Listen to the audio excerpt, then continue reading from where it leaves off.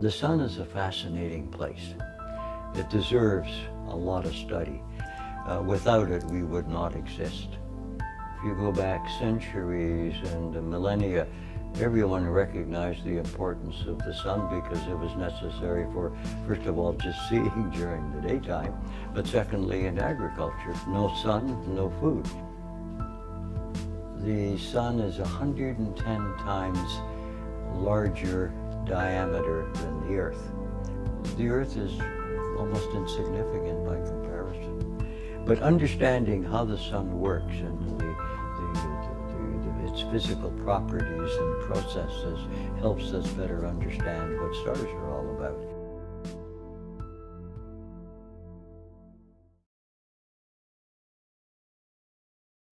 I was always aware of the moon and the stars up there every time you went somewhere in the evening.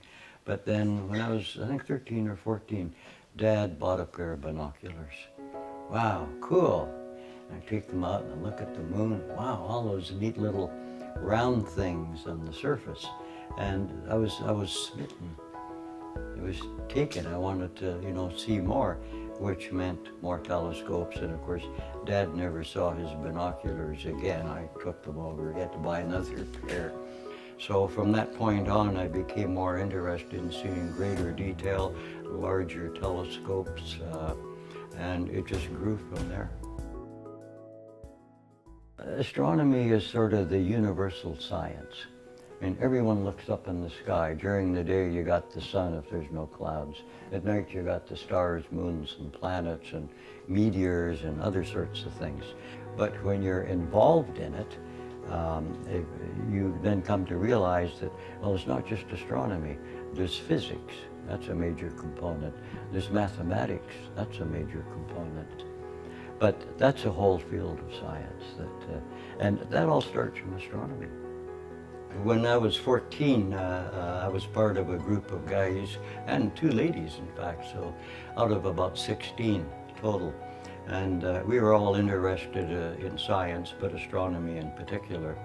And we used to hang around the local observatory at the university, but out of that group of 16 came 8 Ph.D.s, 2 masters, and 1 M.D., myself. I chose to do neurosurgery, which is brain surgery and spine surgery, for about 4 years, 5 years, I think. That was a lot of fun.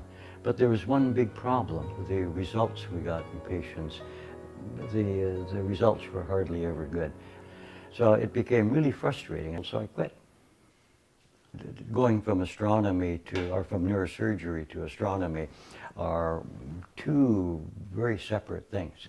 When I retired and then moved here to the Cayman Islands, my first obligation was to get my house built, needed shelter. Second thing was this desire to build a really super telescope. In other words, build an observatory, donate it to the University College of the Cayman Islands, and entice and encourage and hopefully inspire students to show more interest in science. Good thing about the sun is we have lots of it here in the Caribbean. Secondly, we're at a good latitude, so we can observe the sun even into the winter.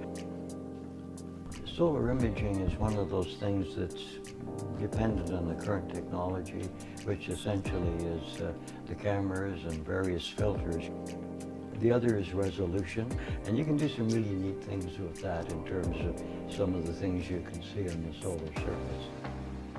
The images that I'm getting now with the 8-inch one that I built a few years ago, they're very good images. I'm very proud of them. But the resolution, the crispness, the sharpness of the images was modest at best. Needed a bigger one. It's like you're never satisfied. You want something bigger and better. And that's what came to designing the one that I'm working on now.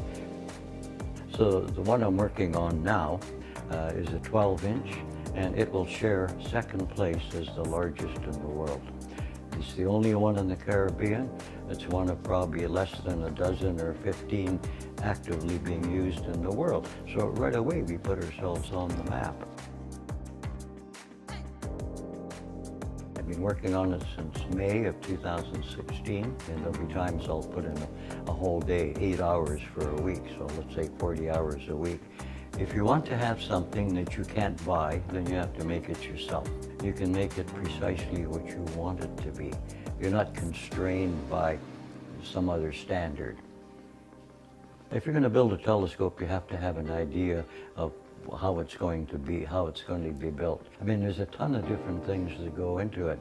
You create a design, and then the next step, of course, is to commit it to paper. And then next I commit it to AutoCAD or a CAD system in my computer, because I have to be able to then generate specific measurements and make sure everything is going to fit, that it will actually work. And then you make a model. So those are many of the steps you go through before you even start to cut your first piece of steel. How do you sort of learn how to create and design things? My dad was an architect contractor, and so for Christmas, he bought us some Meccano sets. These were sets of little steel pieces with nuts and bolts, and you built things with them. We just spent hours building things with these. So that was an invaluable experience. And you just build upon that with time. My dad taught me that do things yourself, be self-sufficient. You get an idea, and then you think about it, and you draw it out on paper, and then you draft it out on this drafting table, and then you go build it. And he encouraged myself, as well as my two younger brothers, to do the same, to be able to build and create and design things yourself, because to me that's what life is about. And if I couldn't do those things, I'd hold my breath and turn blue. Probably the biggest project, the one that I'm most anxious to see finished, is this current telescope. It's because it incorporates so many elements of the various skills and technologies that I've been working with. Why am I passionate about what I do?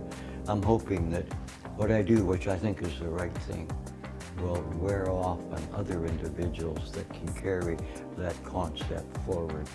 And the punchline, I think, there is that if you get students at an early age, when they have that natural curiosity and desire to learn, then good things can happen. At the end of the day, I'll often sit down and say, what have I accomplished today? Was any of it worthwhile? Will it benefit or not? And if it was a bad day and I got nothing done, and those periods do come, then yeah, you just sort of mope and have some more cognac or go to bed early or have a nap. But it's nice at the end of the day to be able to say, yeah, I accomplished this amount. And it doesn't have to be something major. It can be, there's a whole host of things. But just to feel that the day was different because of something you did.